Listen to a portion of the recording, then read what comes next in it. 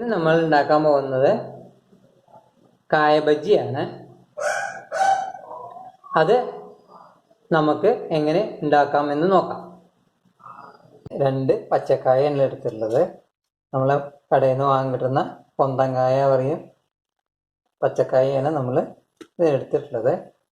ആദ്യം തന്നെ കായയുടെ 2 തലഭാഗം കട്ട് ചെയ്ത് കഴിഞ്ഞ് തോലൊക്കെ ചീന്തി വൃത്തിയാക്കി എടുക്കാം. അത് നമുക്ക് കായ വൃത്തിയാക്കി എടുക്കാം. അങ്ങനെ അതിൻ്റെ 2 സൈഡും നമ്മൾ കട്ട് ചെയ്യണം. കട്ട് ചെയ്തിട്ട് ഇതിൻ്റെ തോലൊക്കെ നമ്മളിങ്ങനെ ചീന്തിക്കളയണം. അങ്ങനെ അതിൻ്റെ തോലൊക്കെ ക്ലീൻ ചെയ്ത് കനക്കൊക്കെ കളഞ്ഞ് വൃത്തിയാക്കി. ഇനി അതിന് നമുക്ക് സ്ലൈസ് ചെറിയ പീസാക്കി കായ നമ്മൾ കനം കുറഞ്ഞ് മുറിച്ച് വെച്ചിട്ടുണ്ട്. എപ്പോഴും നല്ല തിന്നായിട്ട് നമ്മൾ ചെയ്യണം. എപ്പോഴാണ് കായ ബജിക്ക് ടേസ്റ്റ് ഉണ്ടാവുള്ളൂ. തിന്നായിട്ട് മുറിച്ച് വെച്ചിട്ടുണ്ട്. കായയുടെ വലിപ്പം കൂടുതലായതുകൊണ്ട് ഞാൻ നടു മുറിച്ചിട്ടാണ് ചെയ്തിട്ടുള്ളത്. ഇനി നമുക്ക് കായ മുക്കാനുള്ള മാവ് റെഡിയാക്കാം. അളവ് കൃത്യമായിട്ട് അറിയുന്നതിന് വേണ്ടിയിട്ട് ഞാൻ സ്ലൈസ് ചെയ്ത് വെച്ചിട്ടുള്ളത് 1 കായയാണ്. അതുകൊണ്ട് നമ്മൾ മാവും അതിനനുസരിച്ചുള്ള മാവ് തന്നെയാണ് എടുക്കേണ്ടത്. അപ്പോൾ ഞാൻ 1 ബൗള് നമ്മുടെ കടലമാവാണ് എടുത്തിട്ടുള്ളത്. 1 ബൗൾ കടലമാവ് എടുത്തു. പിന്നെ നമുക്കൊരു കറുമുറു നല്ല ഇത് കിട്ടുന്നതിന് വേണ്ടിയിട്ട് 2 സ്പൂണ് അരിപ്പൊടി ചേർക്കുന്നുണ്ട്. അപ്പോൾ നമുക്കൊരു ക്രിസ്പ്നെസ് കിട്ടും. അതിന് വേണ്ടിയിട്ടാണ് 2 സ്പൂൺ അരിപ്പൊടി ചേർത്തിട്ടുണ്ട്. പിന്നെ നമ്മൾ സാധാ മുളക് പൊടി, അല്ലാതെ കാശ്മീർ ചില്ലിയൊന്നുമല്ല ചേർക്കുന്നത്. കാശ്മീർ ചില്ലിയല്ല ചേർക്കുന്നത്, സാധാ മുളക് പൊടിയാണ് ചേർക്കുന്നത്.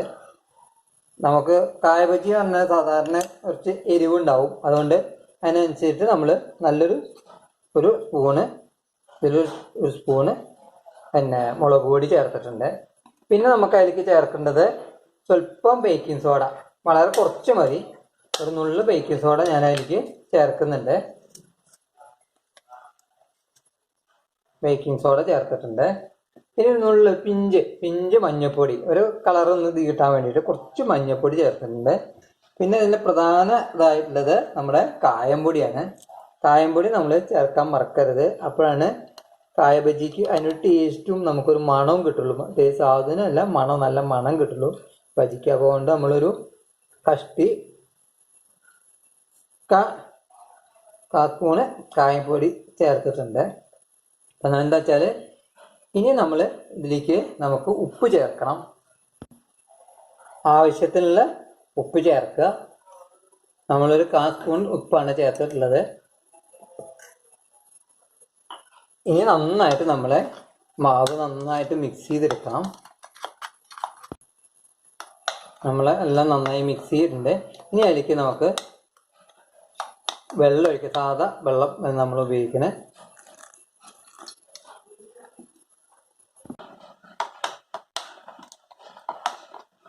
നമ്മുടെ ബാറ്റർ റെഡി ആയിട്ടുണ്ട്. ഇതിൽ കൂടുതൽ വെള്ളം വേണ്ട. കാരണം കൂടുതൽ വെള്ളമായി കഴിഞ്ഞാൽ എണ്ണ നല്ലോണം കുടിക്കുകയുള്ളൂ. അതുകൊണ്ട് വെള്ളം നമ്മൾ ഈ തിക്നെസ് നോക്കി അറിയാം നമ്മൾ. പിന്നെ അതിൻ്റെ തിക്കിൻ്റെ ഇത് അറിയണമെങ്കിൽ നമുക്കിത് ഇങ്ങനെ സ്പൂണിൻ്റെ മുകളിൽ കണ്ടില്ലേ, സ്പൂണിങ്ങനെ പുറംഭാഗമോ നോക്കിയാൽ മതി. കണ്ടിങ്ങനെ ഒഴുകാതെ അങ്ങനെ കട്ടിയായിട്ട് നിൽക്കും. അപ്പോൾ അത് തന്നെ കായ നമുക്ക് മുക്കുമ്പോഴും മാവ് ഇതേമാതിരി നിൽക്കും. അതുകൊണ്ട് വല്ലാതെ നമുക്ക് വെള്ളം ഒഴിച്ച് കഴിഞ്ഞാൽ എണ്ണ ചിലവ് കൂടും. അത് ഒഴിവാക്കാൻ വേണ്ടിയിട്ടാണ് നമ്മൾ മാവ് റെഡിയാക്കുമ്പോൾ ശ്രദ്ധിക്കേണ്ടതാണ്. അപ്പോൾ നമ്മുടെ കായ മുക്കാനുള്ള മാവ് റെഡിയായി കഴിഞ്ഞു. ഇനി നമുക്ക് ബജ്ജി ഉണ്ടാക്കാൻ നോക്കാം. പാൻ അടുപ്പത്ത് വെച്ചിട്ടുണ്ട്. വെളിച്ചെണ്ണയിലാണ് ഞാൻ ഉണ്ടാക്കുന്നത്. നമ്മുടെ വെള്ളപ്പത്തിൻ്റെ ചട്ടിയാണ് അത് വെച്ചിട്ടുള്ളത്. അപ്പോൾ നമുക്ക് കുറച്ച് കുണ്ടും കിട്ടും. ഓരോ പീസായിട്ട് 1-2 പീസായിട്ട് ഉണ്ടാക്കി എടുക്കുകയും ചെയ്യാം. എല്ലാം നന്നായി ചൂടായിട്ടുണ്ട്.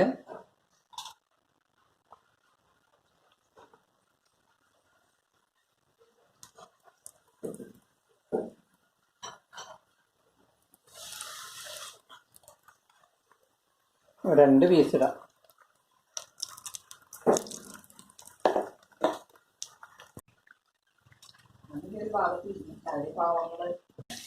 ആയി കഴിഞ്ഞു.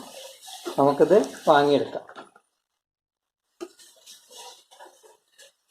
ഇങ്ങനെയെല്ലാം ഇതേമാതിരി നമുക്ക് ഉണ്ടാക്കിയെടുക്കാം. കായ ബജി റെഡി ആയിട്ടുണ്ട്. നിങ്ങൾ വീട്ടിലെല്ലാവരും ഉണ്ടാക്കി നോക്കുക. സബ്സ്ക്രൈബ് ചെയ്യാനും ഷെയർ ചെയ്യാനും മറക്കരുത്. സബ്സ്ക്രൈബ് ചെയ്യുന്ന അവസരത്തിൽ ബെൽ ബട്ടൺ അമർത്താൻ ശ്രമിക്കണം. എങ്കിലേ ചാനലിലിടുന്ന നോട്ടിഫിക്കേഷൻ നിങ്ങൾ കാണുകയുള്ളൂ. വീണ്ടും ഒരു പുതിയ റെസിപ്പിയായി വരുന്നവരെ നന്ദി.